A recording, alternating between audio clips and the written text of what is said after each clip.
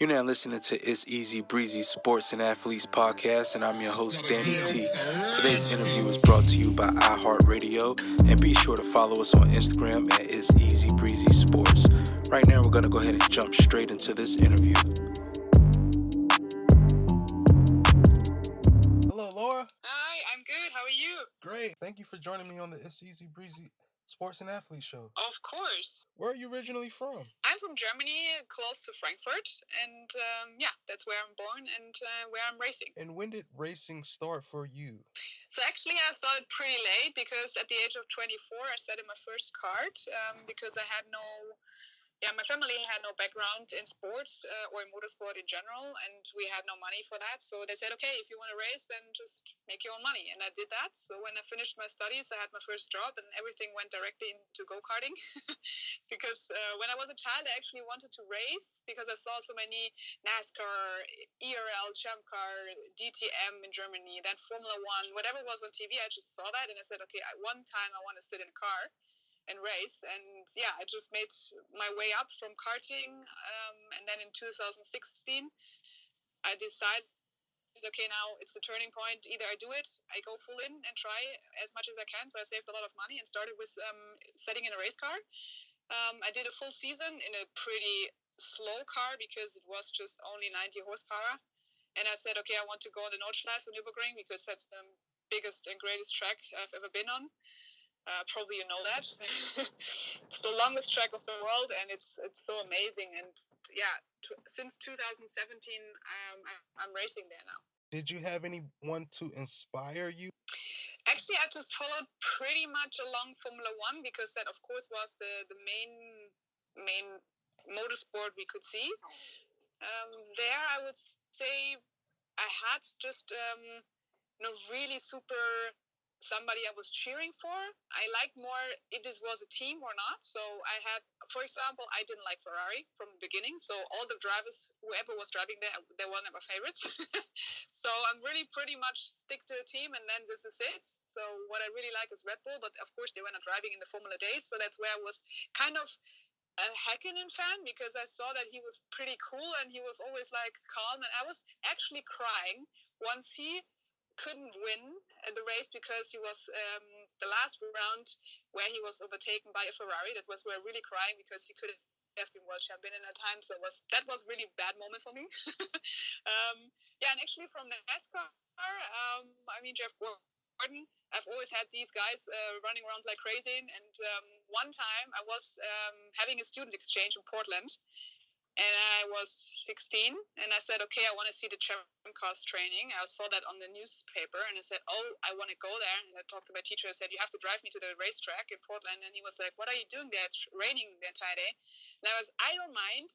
Michael Jordan Jr., he's there. I have to go there and see the guys because I've seen ERL on TV, and I've met them because I was sitting there 4 hours in the rain. Nobody was there, just me. I saw them driving around, and then a security guy said, you're the only one sitting there for 4 hours in the rain. Are you fucking crazy? Excuse my language. And then he said, do you want to come into the pit? And I was like, yeah, I want to come. And then everybody was standing there. I was so overwhelmed because I couldn't see them. I finally made some pictures. Yeah, Scott Dixon, whoever was there, and all the teammates. It was pretty amazing. Yeah. How was your training when you first started versus your training now? Actually, I had not that much of training because I never owned a car. I never owned a go-kart or car. I never had that. So I only could go for rental. I started rental training, 30 minutes drive, 1 hour drive. So that was the only training I had on a rental car and go-kart. And so I said, okay, I want to drive on a race go-kart. And this is what I did then when I joined the team directly in my first year, actually 2018. In 2008, we had directly a team where we drove outdoor season. And actually, the only thing what I did was coming there to the racetrack on a Friday, having some hours training, and on Saturday we had the qualification. So, and that's actually what I have right now, because there is only go-kart rentals where I can drive on. I don't have a track tool. So when I come to a racetrack now, driving in a race car, I only have the Friday training where we also do taxi drives. And on a Saturday, there's race day. So you have to just go pedal to the metal. And actually in my race, I try to figure out where are the points I need to improve on, and then in the race I try to work on a specific thing and I want to do. So actually every race is for me my training. And your choice is the BMW? Is that your choice? Yeah, I love it because I've driven many of them, and actually I love rear driving because front wheel drive is not my super favorite. I love it when it's drifting around a bit, of course, not on a Nordschleife, because that's actually where you can lose quite a lot of points when you just hit the wall. But I like to drive that car because I know when it is really going crazy. And I had 2 moments only on the Nordschleife with a BMW right now, and I love the M240 because it's like a tricky car. It's bumpy, but it has a really good point where you know exactly when the rear is coming and you can hold them back. Because I had one point where I was really trying in the full wet and I was on slick tire and said, okay, let's push it, at least you get to the pits. And I was too early on the gas and I literally didn't spin, but it was completely a full drift in the entire corner, and the track marshals were like going, what are you doing? And I was like, yeah, I'm all good. And they just give me thumbs up because I could control the car. That was really lucky because I know and I pretend to know when this car is moving in a wrong way, that I can hold him back. So that's why I like to drive that car. Did you self-educate yourself? Yeah, everything, because I pretty much had nobody who told me how to do that. And when I had my driver's license at 18, I started doing BMW driving experiences because they go on racetracks and they tell you how to drive. Besides my go-karting, which I did already before. So I try to improve myself when I say, okay, I'm not happy with my speed.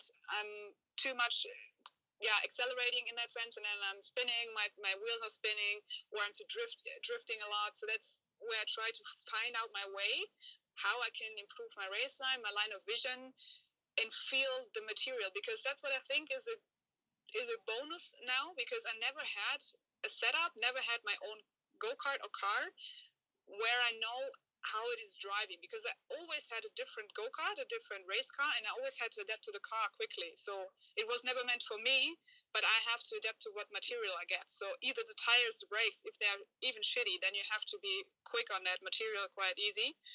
And that's where I think I can adapt quite well, and then to have exactly the same lap times every time. And this is what I try to improve in the beginning. First, having equal lap times with whatever material you get, and then you just try to make the last seconds with improving cornering, later braking, further acceleration, and that's where you can learn. And this is what I always try to do myself when I'm in the car. Have you ever heard of iRacing by chance? Yeah, iRacing. Yeah. Funnily, because I went into sim racing only 2 years ago because everybody told me you have to do that, and I was like, I'm not a techie at all, but you let me know what I have to do. I don't have even a PC at home where I can do that, but I've just learned on a motion simulator to drive on a Assetto Corsa. And that's what I pretty liked. And I've also driven on a Assetto Corsa Competizione, which I also really find interesting with the weather changes and rain. And I think 2 weeks ago, I started on iRacing because everybody's on iRacing. I said, okay, I want to see the difference between the different simulations, because I also have a PS4 at home, and I do GT Sport, which is a more arcade gaming for me. So I try to compare between Assetto and iRacing, and I see there is a big difference there in terms of how the steering angles are, how the brake or the tire materials are used, and of course the game engine, or let's say the simulation engine, is different in the view. So I think there are different mods, and also the Nordschleife we also train on most of the time is different compared from Assetto to iRacing. But I think you have to have a good setup. That's ultra important for iRacing, because I've figured out, I just driven it once now. I have to drive more often to see how complex it is. But as I can say, I just bought an M8 GTE, and that was completely different to drive with no setup. I did just nothing. I said, okay, I buy the car, I just drive. But if you have a good setup, and then you can be extremely precise on the exits of the corner and entry of the corner, I think those simulations are pretty high standard, and you can improve your driving line. Do you like it a little bit? Yeah, so I really love to drive more iRacing, but actually, as I cannot only go to a place where I can drive, I need to ramp up my equipment at home. So I need to buy a good PC, and I have to get another driving wheel, steering wheel, and also pedals. That's completely annoying me right now because I have a Thrustmaster, and they are just direct 1 or 0, but you cannot really have a good, let's say, good braking point for myself. And also the steering wheel is not direct drive, which is annoying. So I try to ramp up my system that I can really do it more on a competitive level, because right now it's for me more a game setup what I have. And you say you have a PS4? Yeah, PS4. I'm pretty. And actually, I've had the comparison between PS4 and a PC when it comes to Assetto Corsa, and it's completely different. So the PC is much better. The graphics are much better. It's faster. So I prefer to have a full, good loaded PC, and then to be able to do Assetto Corsa and iRacing on that side. Yeah. What do you like to do before racing? What do you enjoy? Actually, I was pretty much into sports in general because I've played a competitive level in badminton. So I always like to try out new sports. I love horse riding. I also never had a horse. Only could do that in my free time. So I like to try out new sports stuff. I did also like street dance, and I played tennis and doing snowboarding, skiing, all that kind of stuff. But it was not so fulfilling. I mean, still horse riding is the ultimate goal. One day when I'm pretty old, I'm maybe buy myself a horse. But right now I love motorsport because that's what I always loved from the beginning. Even when I was a child, I had these like kind of matchbox cars and a carpet where I can drive them around. So from that moment on, I knew, okay, that's my ultimate passion where I want to be in. So besides that, that's the ultimate thing I like.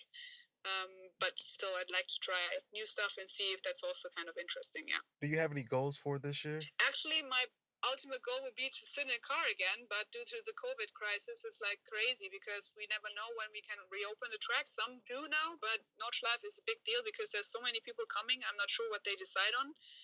Actually, I wanted to drive the 24 hours race right now this year, but that all comes down to budget. And as we know, sponsoring is quite low. For me, it's zero because I never had a sponsor. I financed everything myself. So that's quite hard. Even if you're like what you saved is over and out, then you just really have nothing left, so to say. And this year, I have 4 jobs. Yeah, I try to get the money back and save it for my races. But maybe I can do one race, but 24 hours, it's a lot of budget I would need for that. And I don't know even if they just have to cancel it because we don't have. If we don't reopen until August, we have no training before that. I pretty much think that they have to cancel it. Yeah, right now I'm commenting quite a lot on the races, so that's my ultimate thing what I can do and get some money in return, because yesterday I finished the 12 hours Assetto Corsa race where I was a commentator on it, so I'm pretty much doing this right now. I have many of those coming up. It's also fun because I like to moderate, I like to comment, I like to be in this kind of situation, and also I have now more like a TV studio. The last Thursday I was pretty much overwhelmed when I was sitting in the studio, so that's quite nice. But then at least you can be a bit more in the motorsport topic if you do the simulation stuff. Yeah. But of course I miss the sound. I miss it. I miss the racetrack, being on it, just feeling the vibrations, feeling the air. That's what I really miss. Yeah. How did you get into commentating?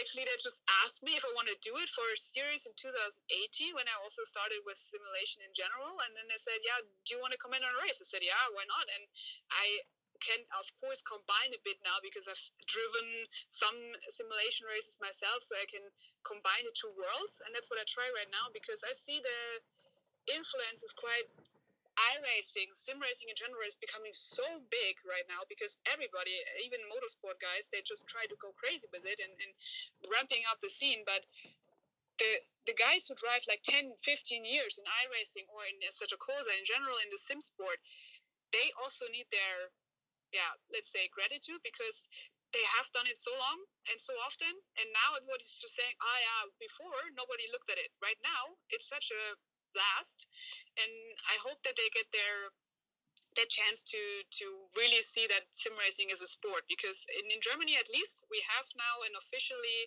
a sport out of sim racing. And what I try to do is combine both worlds, and this is great if you can comment on a race and you can at least feel a race feeling. And I'm also completely excited when I see them racing because it looks like as you are looking on TV because the simulation is so great, and I can at least participate and what the drivers feel when they're sitting in the simulator at home. And then I like that vibe. What are some fun facts about Laura? What's your favorite color? My favorite color, actually, I love black when I wear it. But I would say, because it's my racing color, I like neon pink and neon green, because that's what my helmet looks like. Black and purple, white. This is my 4 racing colors. But that's pretty much what I would say. I'm in those 4 color areas. And of course, black and white is not a color, but how about your favorite food? What's your favorite food? Ooh, that's a tricky question, because I love pizza, I love pasta, but I'm completely crazy about ice cream. So if you want to get me with ice cream, definitely. And how can people find you on social media, Laura? Actually, on Facebook and Instagram. I'm not on Twitter, but the Instagram pages are up and running. Also Facebook, and actually, if everybody went to my homepage, it's like www.laura-luft.com, and then you see all the kind of social media links I have there. And it's cool if they give me a like and thumbs up, because that's what important is for sponsors. And I'm pretty much now close to 5,000 followers on Instagram. I still need 10,000, because then I can also do swipe ups and get some direct links to people. So that would be great if people give me a thumbs up if they like. And of course, they can ask me questions, and that's why the social media accounts are also for, if people want to get in contact, they can do that. Thank you so much for your support. Thank you. Stay in touch, Laura. I'll stay in touch, and we could do this again possibly. Perfect. That would be amazing. Thank you so much. Bye. Well, that's going to do it for today's show. For more information about our guests, you can head over to itseasybreezysports.com, and please be sure to follow us on Instagram at itseasybreezysports.